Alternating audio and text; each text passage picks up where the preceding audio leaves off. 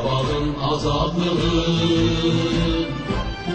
yüreklerde kalmaz iman. Qarabağın azadlığı, yüreklerde kalmaz inan. Yerde kalmaz bu torpağı, nicatında dökülen kan. Yerde kalmaz bu torpağı, nicatında dökülen kan. Bu gelen gülle sesi de, körpelerin nalesi de, düşmenlerin neresiyle, bu seslere kaldım oyan. Bu gelen gülle sesiyle, körpelerin naresiyle, düşmenlerin neresiyle, bu seslere kaldım uyan, bu seslere kaldım uyan. Qarabağın azadlığı, yüreklerde kalmaz inan. Qarabağın azadlığı, yüreklerde kalmaz inan. Yerde kalmaz bu torpağı, nicatında dökülen kan. Yerde kalmaz bu torpağı,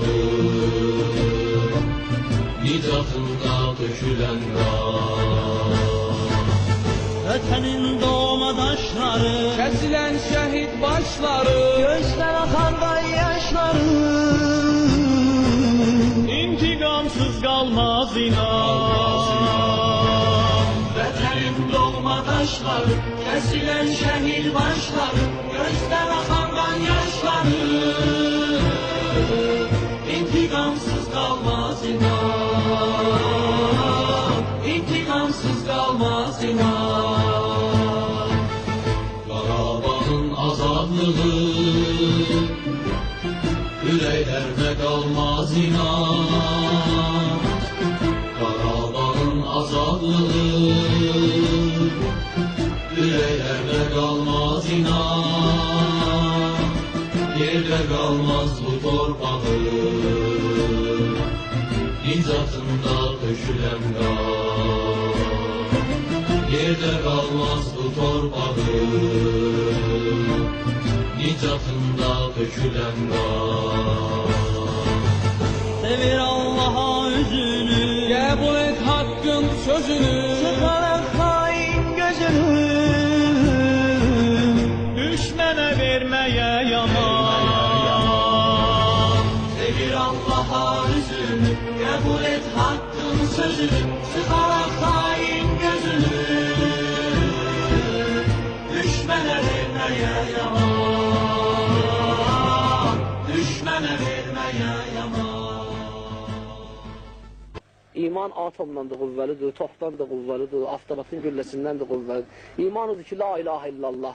Bizim əl-haq ki, Allah dinimiz var, İslam dinidir, Qur'anımız var, kitabımız var, Peyğəmbərimiz var, imamımız var. Məscidlərimizdə həmişə, hər gün demək olar ki, namazımızda, Quran oxuyanda, namaz qılanda, dua eləyəndə həmişə sözləri dua eləyirik. Hər yerdə olsa, əllərimiz göydür ki, Allah təbarək Teala sözü səlamət eləsin inşallah. Bu zalimlərdir ki, erməni məlunları da məhv nabud eləsin inşallah.